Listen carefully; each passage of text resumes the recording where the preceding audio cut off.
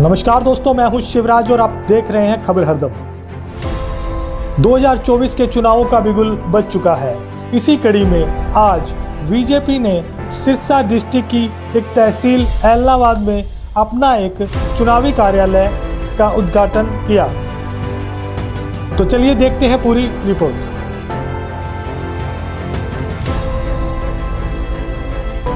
लोकसभा चुनाव का बिगुल बज चुका है और उसी के अंतर्गत इससे पहले 10 लोकसभा कार्यालयों का शुभारंभ माननीय मुख्यमंत्री जी और प्रदेश अध्यक्ष जी द्वारा किया गया था।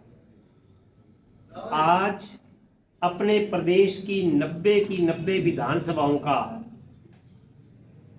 उद्घाटन माननीय मुख्यमंत्री जी अभी करने वाले हैं। 10 लोकसभा और 90 विधानसभा में कार्यालय खुल चुके हैं। कार्यालय चुनाव की दृष्टि से मंदिर और गुरुद्वारे के बराबर होते हैं। वहां से ही देश के भाग्य का निर्णय होता है। इसलिए जहां पर हम खड़े हैं ये बड़ा पवित्र स्थान है, बहुत पवित्र स्थान है। इसकी पवित्रता और महत्व तभी बना रह सकता है जब उसमें, इस वंदना में, इस आराधना में, इस प्रार्थना में हम सभी की भरपूर और पुरजोर भागीदारी हो। आज के पश्चात मुझे लगता है कि अगले एक सप्ताह में चुनाव की विधिवत घोषणा हो जाएगी। ये एक रण क्षेत्र होता है और रणभूमि है। जैसे दो देश जब आमने सामने होते हैं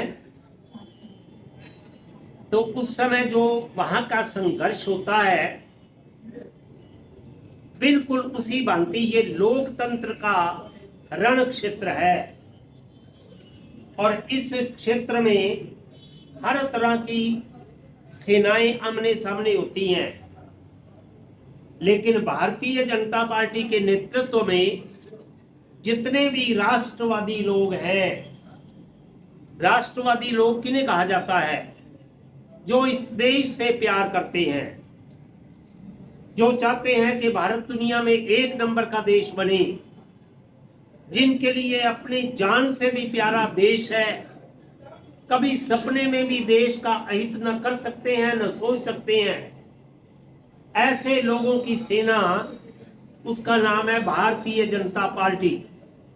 और आज भारतीय जनता पार्टी के हम सभी सैनिक यहां पर एकत्र आए हैं और इस नाते से जो आगे लोकतंत्र का महान पर्व और उत्सव आने वाला है, उसमें हम सभी योगदान देने वाले हैं।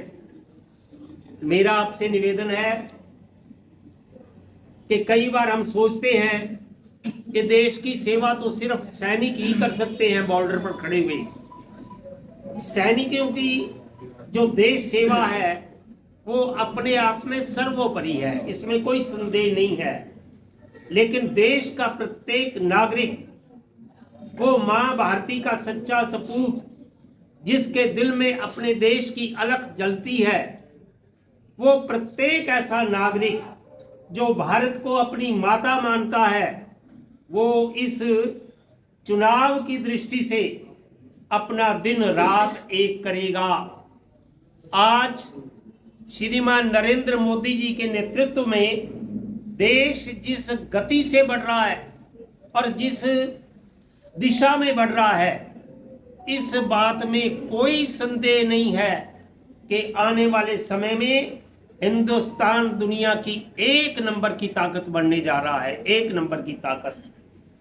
हिंदुस्तान तो दुनिया की एक नंबर की ताकत बनेगा, लेकिन आने वाली पीढ़ियां और हमारे बच्चे पूछेंगे कि जब इतना बड़ा अभियान चल रहा था, उसमें आपकी क्या भूमिका थी, आपका क्या योगदान था।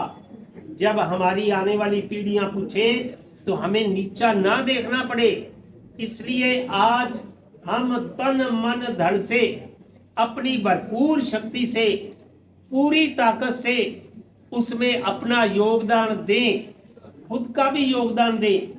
जहां तक अपनी पहुंच बनती है, जहां जहां पहुंच बनती है, अपने परिवार में, अपने रिश्तेदारों में, अपने गली में, अपने मोहल्ले में, अपने समाज में, जहां जहां जो भी लोग अपने कहने सुनने में है, कोई भी ऐसा अछूता ना रहे। ये आज अपना सबसे बड़ा धर्म बनता है, सबसे बड़ा धर्म, क्योंकि आने वाले समय में 5 वर्ष तक इस देश के भाग्य का निर्णय वो सिर्फ हमने करना है। अगर हम जाके घर जाके सो गए तो हिंदुस्तान की तकदीर भी सो गई, और अगर हम जगते रहे तो चिंता मत करो, हिंदुस्तान का डंका दुनिया में बज रहा है, और आने वाले 5 साल में इतना ज्यादा बजेगा कि सारी दुनिया आपके सामने नतमस्तक हो जाएगी।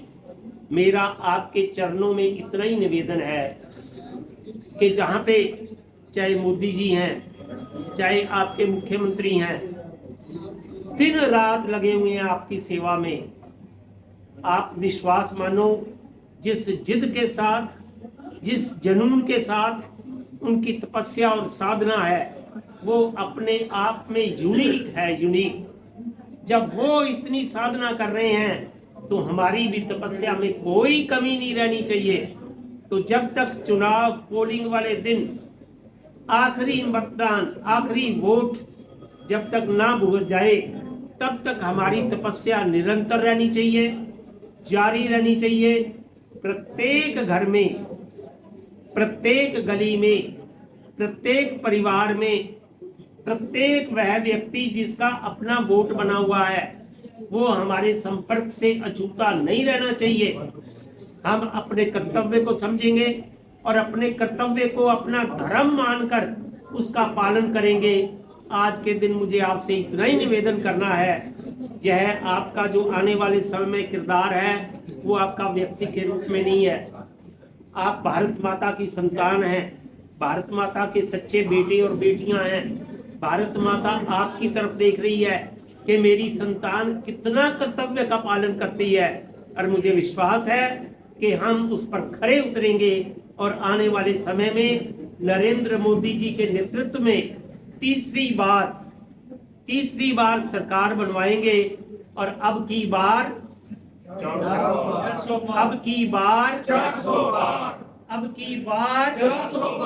इसको पूरा करेंगे, खरा उतरेंगे। धन्यवाद। जय